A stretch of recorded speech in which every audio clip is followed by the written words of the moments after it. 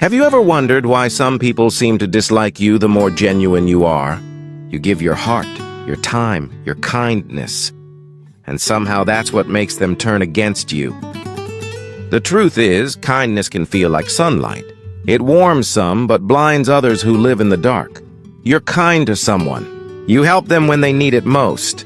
You offer support, listen with empathy, and genuinely care about their well-being. Yet somehow, they begin to avoid you. They gossip behind your back. Or worse, they turn cold, even hostile. You feel confused and hurt because you never did anything wrong. You didn't hurt anyone. You were simply trying to be a good person. It doesn't make sense, does it? Logic tells us that kindness should inspire gratitude, or at the very least, respect. But reality? It often tells a darker story. So why does your kindness sometimes trigger resentment instead of appreciation? Why do good intentions invite hostility rather than harmony? The truth is that human psychology is far more complex than simple cause and effect. Sometimes your goodness becomes an uncomfortable mirror, reflecting back what others don't want to see in themselves. Your compassion exposes their indifference. Your patience highlights their irritability. Your generosity reminds them of their selfishness, and this reflection, it hurts their ego. So instead of growing from it, they attack the mirror, you. Now let's be clear, this isn't about blaming victims or excusing toxic behavior. It's about understanding why people act this way, so you can protect your peace without losing your nature.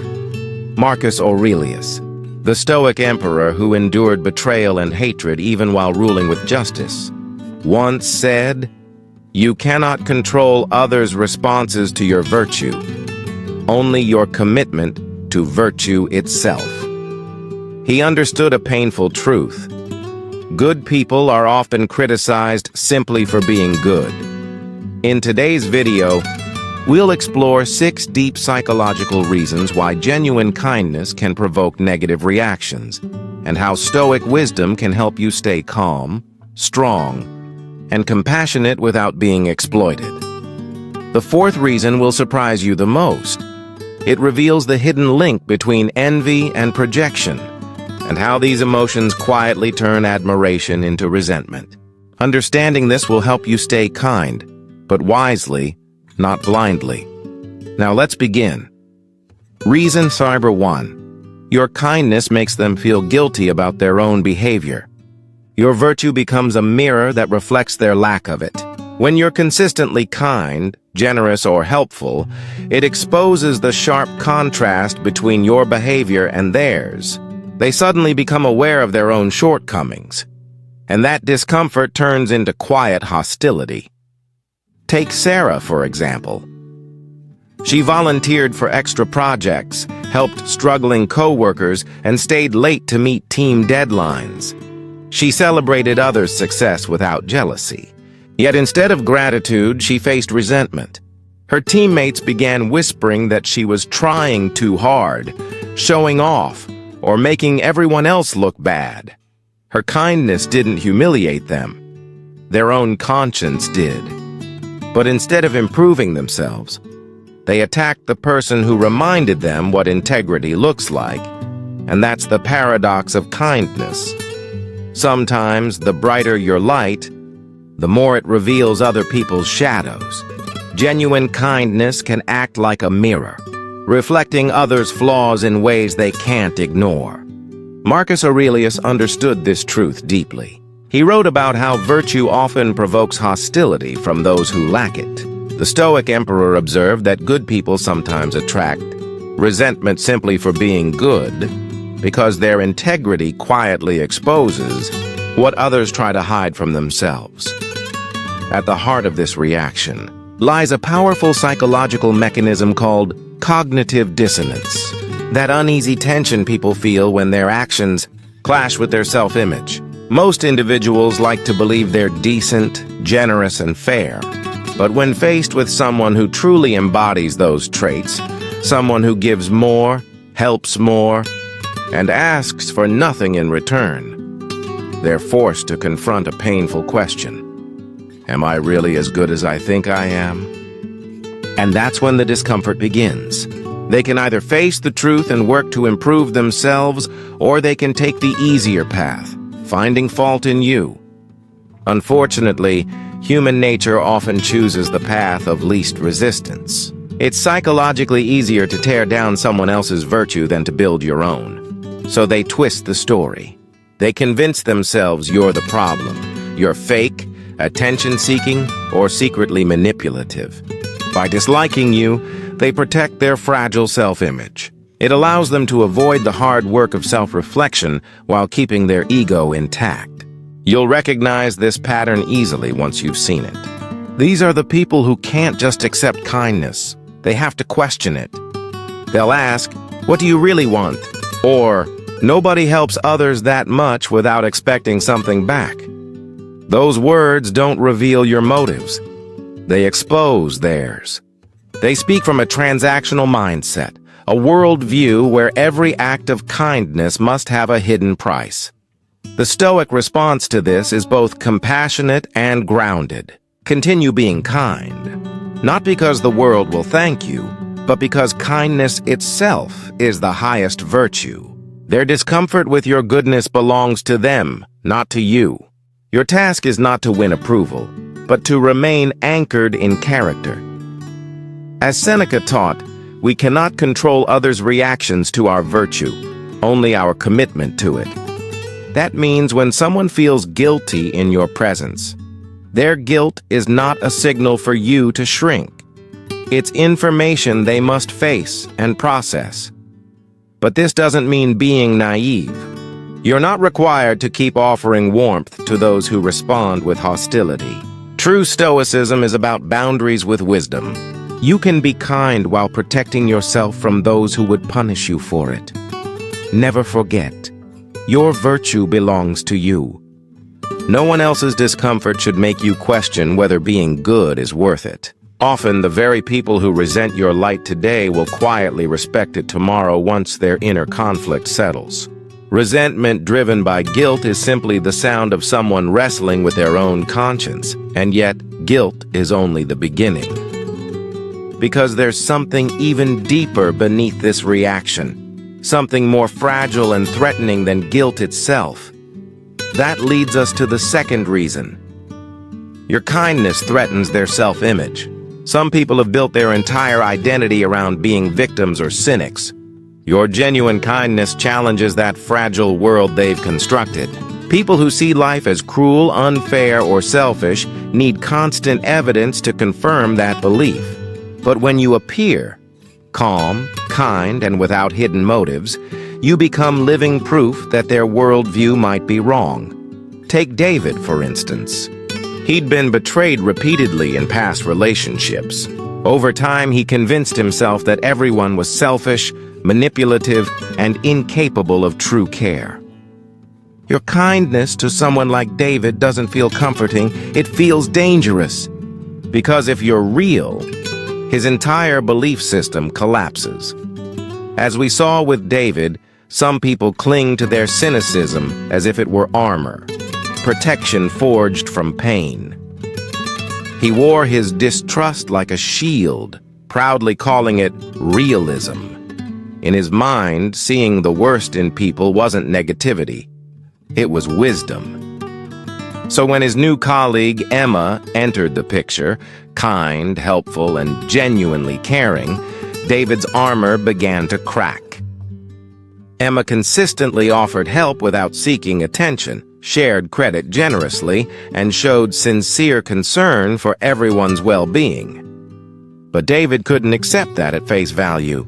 To him, such behavior wasn't kindness. It was strategy. Instead of expanding his worldview to allow for the possibility of genuine goodness, David started searching for hidden motives in everything Emma did. He whispered to co-workers, "She's not really that nice. She's just trying to look good and get ahead. Nobody's that kind unless they want something." His cynicism required Emma to be fake, because her authenticity threatened the foundation of his beliefs about human nature. If someone like Emma truly existed, it would mean that his entire framework for understanding people might be wrong. Epictetus once taught that people's reactions often reveal more about their inner world than about reality itself.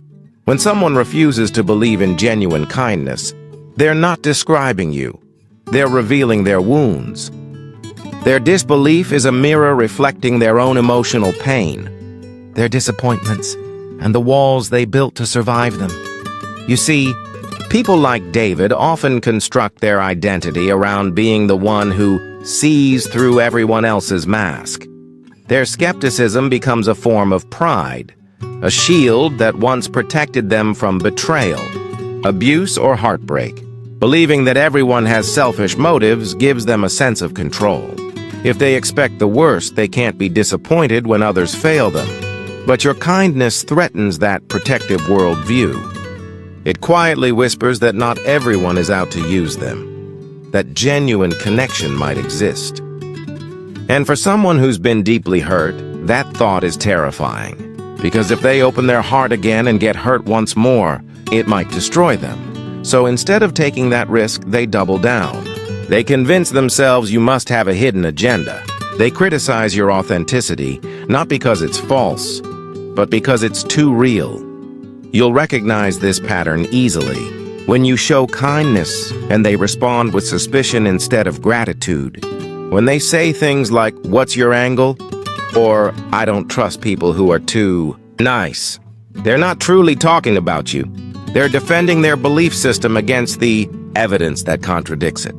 The Stoic approach here demands both understanding and boundaries. Understand that their rejection of your kindness often comes from pain, not malice. Their cynicism was built as armor against real wounds, and your authenticity unintentionally threatens that armor. But understanding doesn't mean tolerance for mistreatment. Marcus Aurelius wrote about the art of maintaining virtue while guarding yourself from those who would exploit it. You can remain compassionate toward their defensiveness, yet still protect your peace. Don't exhaust yourself trying to prove your kindness through explanations or excessive effort.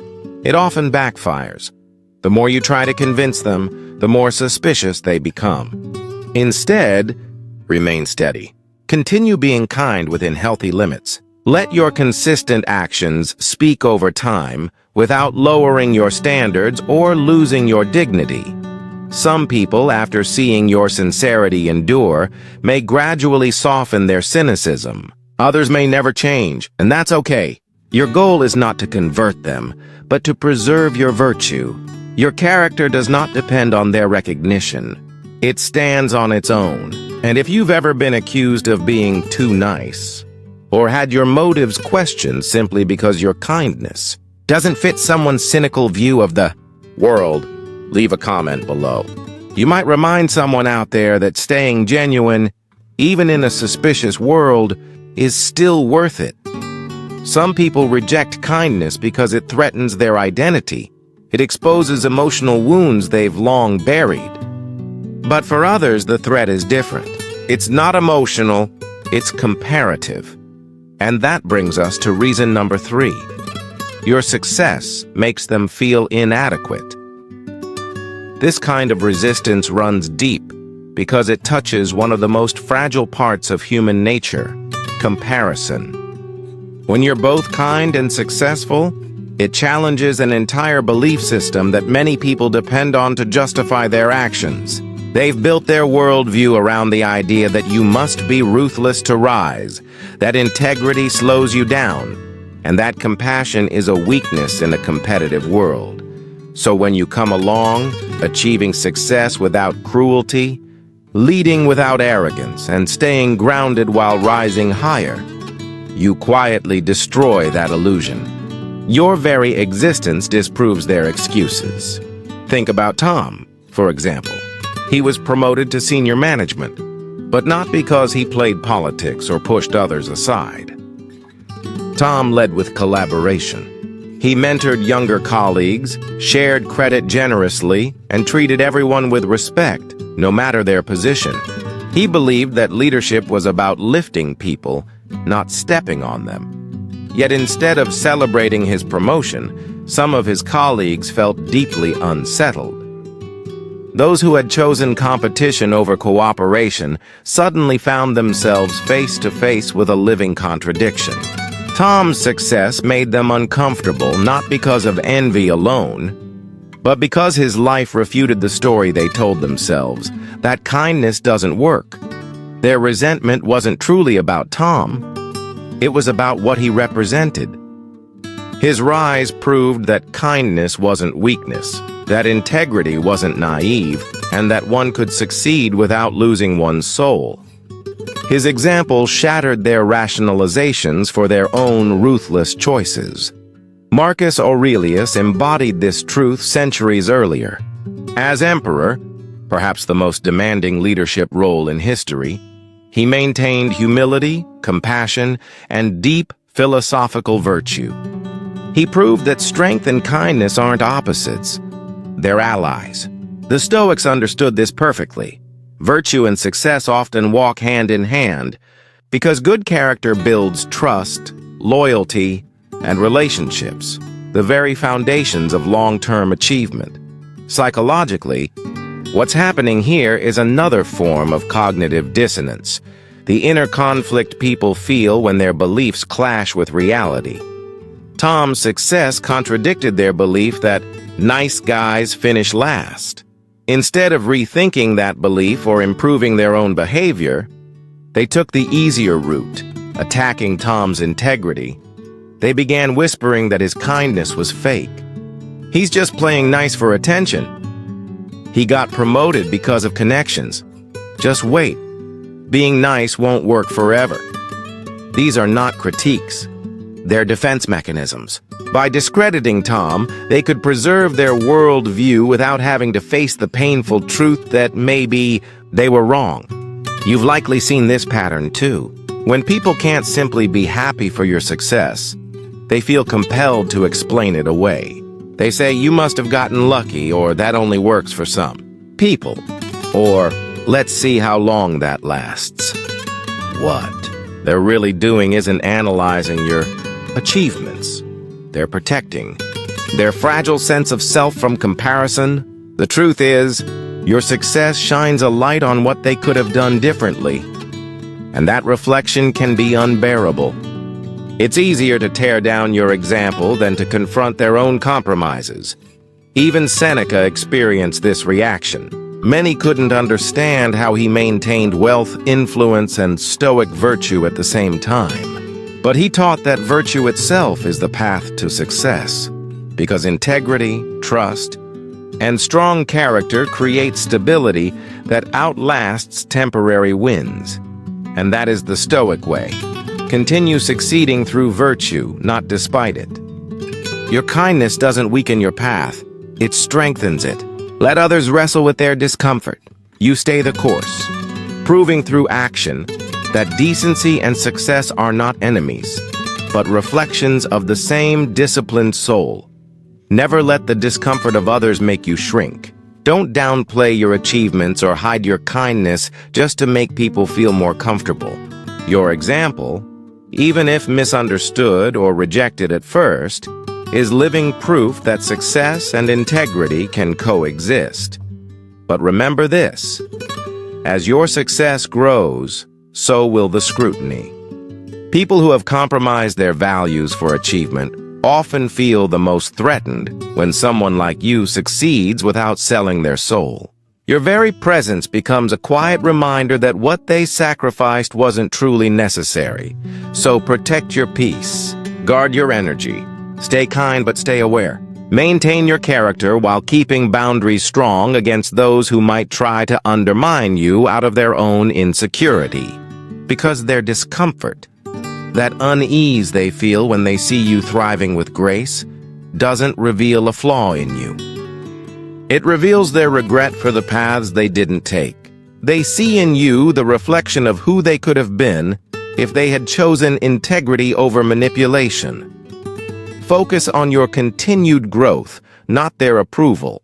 Let their criticism become background noise, because the success you've built through virtue, through honesty, consistency, and hard work will always outlast success gained through deceit or cruelty. If you've managed to rise in your career or your life without losing your kindness, and faced resentment from people who believe ruthlessness is the only way up, type "virtue wins" in the comments. You'll remind others that ethics and excellence are not opposites. They are allies. Resentment rooted in success always comes from the same source: painful self-comparison.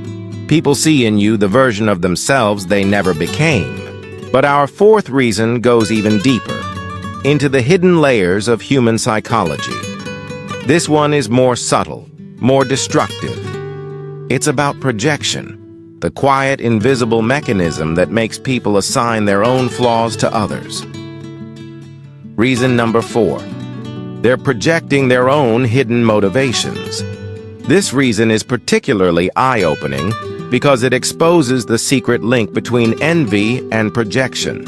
People who are manipulative, calculating, or transactional in their kindness often assume everyone else is the same.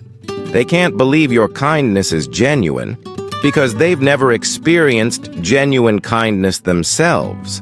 Every gesture they make comes with strings attached. Every favor an investment. Every act of help a calculated move to gain influence or attention. Take Lisa, for example. She was always suspicious of people who seemed genuinely kind. Why? Because she herself never acted without an agenda. Every good deed she did came with an expectation, a return, a reward, or a reputation boost. So when she met someone who helped others freely with no hidden motive, her mind couldn't process it. Her instinctive reaction was disbelief. She'd say, "Nobody's that nice unless they want something," or "They're just trying to make everyone else look bad."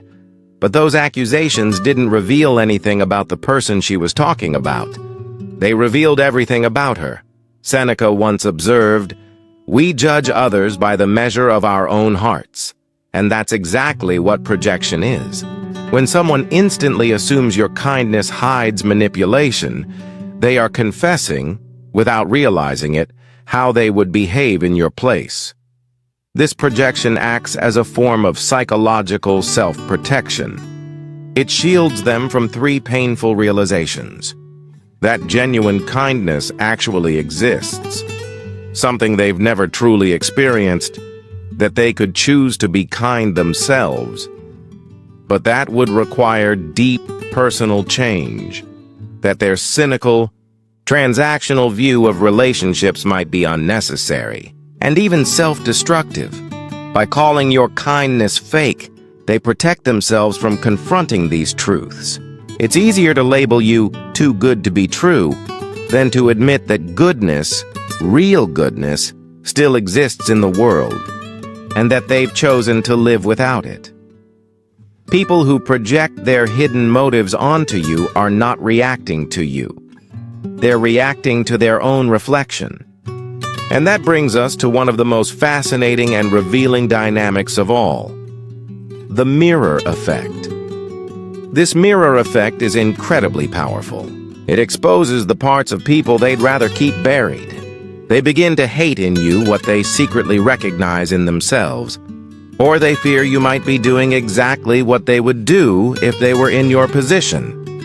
If they would use kindness as a way to manipulate, they automatically assume that's what you're doing. If they keep a mental ledger of every favor given and every favor owed, they assume you're doing the same. In truth, they're not describing you at all.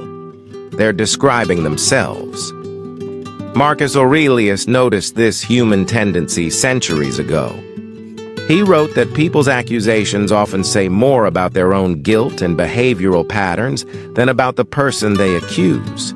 When someone consistently assumes the worst in others, it's rarely because everyone else is untrustworthy.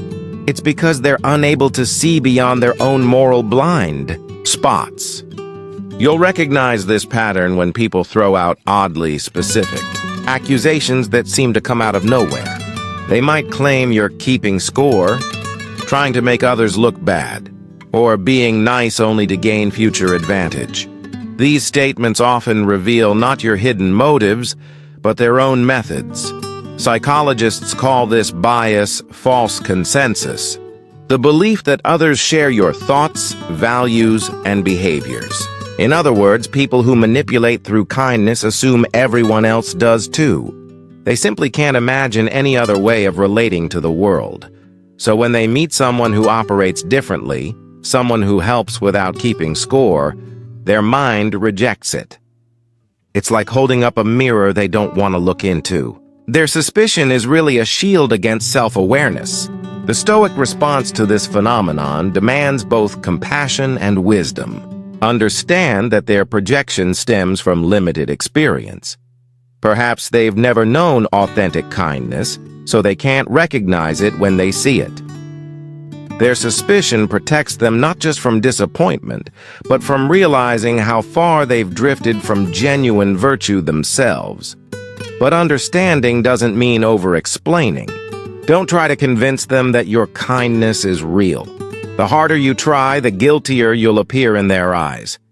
Arguments only confirm their suspicion. Instead, do what the Stoics taught. Maintain your virtue quietly and consistently. Protect yourself from their negativity, and let your integrity speak louder than words. Over time, a few may begin to see your authenticity through your unwavering actions, but others may never escape their projections.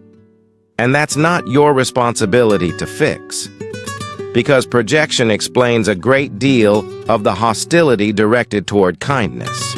But there's an even deeper, more primal reason behind it, one that cuts closer to the human heart. Reason number 5. Your kindness triggers their shame about past actions. Sometimes, your calm and consistent goodness acts like a light that shines directly into someone's memories. And what it illuminates isn't pleasant. Your kindness reminds them of moments when they were not kind, when they were cruel, selfish, or careless with others. This reflection stings. It awakens guilt they've long buried, forcing them to confront the contrast between who they are and who they wish they'd been. The discomfort is so sharp that instead of facing it, they redirect it, attacking you, criticizing your motives, or finding fault in your behavior. It's easier to label your kindness as pretentious than to face the pain of their own regret. Take Michael, for instance. He had spent years as a harsh manager, belittling subordinates, taking credit for their work, and showing little empathy for their struggles. Then one day, a new colleague joined the team, someone who led with respect, listened with patience, and treated everyone with dignity. At first, Michael couldn't explain the unease he felt. But soon he realized every kind gesture from his colleague reminded him of his own cruelty. Every smile, every patient conversation was a mirror reflecting back the pain he had caused others. His discomfort wasn't about the new colleague at all. It was about himself. Michael's story revealed how kindness can awaken buried guilt. Instead of facing the truth about his own harshness, he chose denial. Rather than process the guilt from years of poor leadership, Michael began criticizing his new colleague's management style, calling it too soft, too idealistic, too naive. He told himself that kindness was weakness, that empathy made people ineffective, and that his harsh approach had been necessary. It was easier for him to defend his past than to face the painful truth, that he could have chosen to be kind, but didn't. Marcus Aurelius understood this exact mechanism. He wrote that virtue often makes others uncomfortable because it reminds them of what they could have been, the choices they didn't make, the roads they didn't take. Your goodness can act like a mirror, reflecting back not only who they are, but who they failed to become.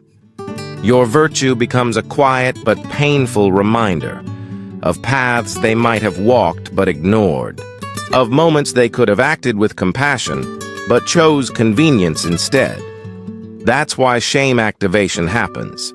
When people witness your kindness, it triggers memories they've tried to forget. When they see you helping someone in need, it stirs memories of times they looked away. when they see you treat everyone with respect and no matter their status. It reminds them of when they dismissed or mistreated others simply because they thought they didn't matter. This reaction usually happens far below the surface.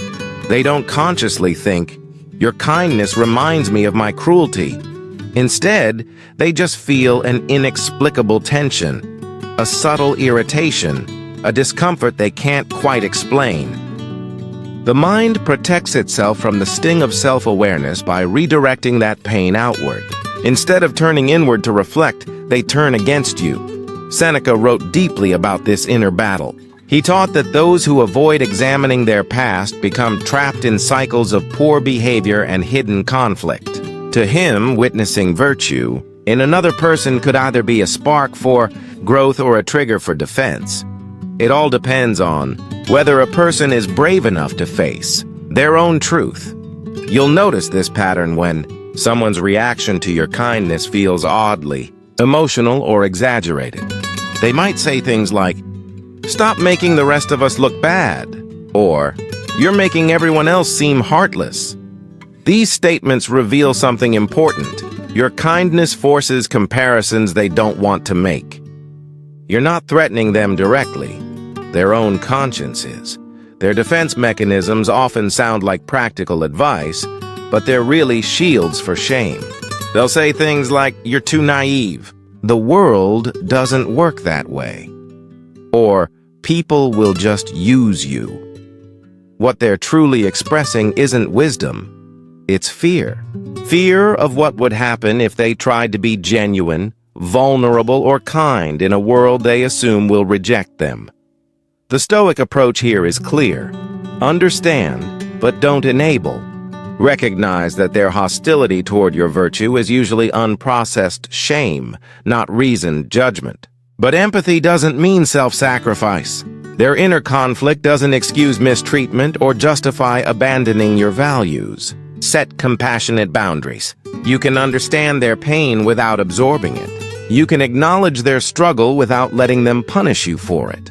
Focus on your own character growth, your inner peace, because their healing is not your responsibility. Only they can face that mirror. Shame-based reactions always come from deep, unhealed wounds.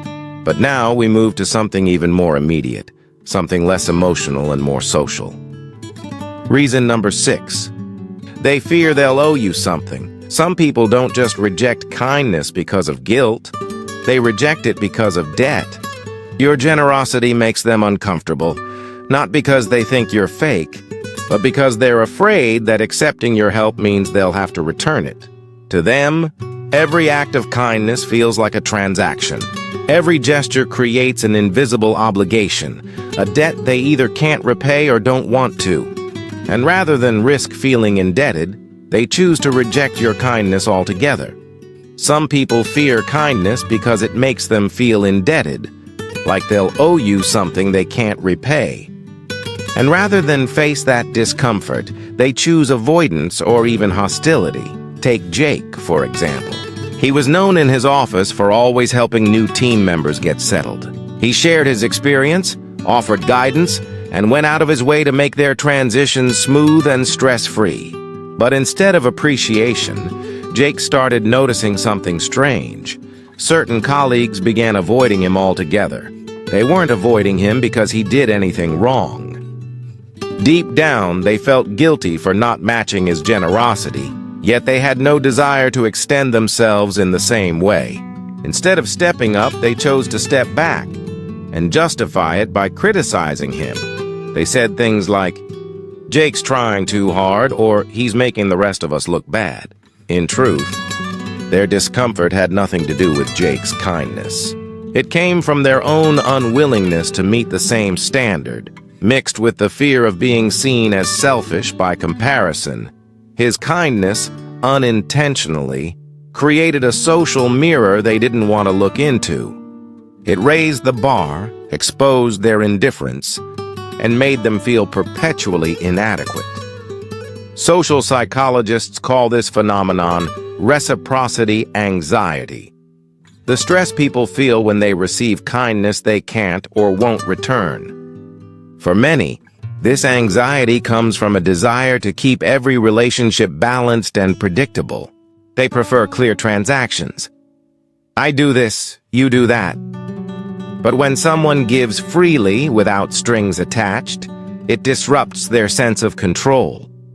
Suddenly, the rules of exchange don't apply, and that makes them uneasy. Epictetus spoke of the freedom that comes from giving without expectation. When your kindness is grounded in virtue rather than reciprocity, another person's inability to return it becomes their challenge, not yours. However, not everyone understands this. Many people interpret all kindness as an unspoken deal, a hidden contract that creates social debt. And for those with control issues, this feeling is unbearable. They need to feel in control of every dynamic, every relationship. Receiving unplanned kindness disturbs their sense of equilibrium, so they withdraw to avoid feeling powerless or obligated. Marcus Aurelius wrote beautifully about this, reminding us that true generosity expects nothing in return. When we give with attachment to outcomes or hope for recognition, we unintentionally turn our kindness into a burden rather than a blessing. You'll notice this pattern in subtle ways. Some people will seem visibly uncomfortable when you offer help. Others will rush to repay you immediately or make excuses like, "I don't like owing people favors," or "I'd rather handle things myself." Those statements aren't about you. They reveal their anxiety around social debt. Often, this fear comes from past experiences where kindness wasn't genuine. They may have dealt with manipulative people who used good deeds as a form of control, keeping score, expecting something in return, or cashing in favors later. Because of that, they've learned to see every act of kindness as a trap. The Stoic approach is to practice kindness as a virtue, not an investment. Give freely without creating emotional pressure or expectation. Show through consistent action that your kindness carries no hidden motive. Over time, this quiet consistency can help others relax, proving that genuine goodness still exists, even if the world taught them to doubt it. But remember, respecting others' boundaries is part of that virtue. Some people genuinely value independence and self-reliance. For them, too much unsolicited help feels intrusive, not caring. Virtue lies not only in helping, but in helping wisely. Learn to sense the difference between reciprocity, anxiety, and healthy boundaries. Understanding this distinction allows you to give more skillfully, with empathy, clarity, and respect, because ultimately, these 6 reasons reveal a powerful truth. Most negative reactions to kindness have little to do with you, and everything to do with the other person's psychology. Understanding why people react badly doesn't mean you should stop being kind. It means you should be wise about it, aware of human nature, yet unwavering in your virtue. Your kindness is not about them. It's about who you choose to be. Some people will appreciate it. Others won't, and that's beyond your control. What's within your control is continuing to be the person you respect, the person you can look in the mirror and be proud of. Marcus Aurelius faced hostility and hatred despite ruling with justice and compassion. Yet he never let it harden him. He knew that virtue is its own reward. It doesn't depend on anyone's approval. So don't let the world's cynicism make you cruel. Don't let others' reactions make you hide your light, because the truth is simple. The world doesn't need less kindness. It desperately needs more. If this message helped you understand human behavior more deeply, don't forget to like this video and subscribe to Life Through Stoicism for more content like this. And tell us in the comments, have you ever experienced negative reactions to your kindness? How did you handle it? Remember, your virtue belongs to you, and no one can take it away.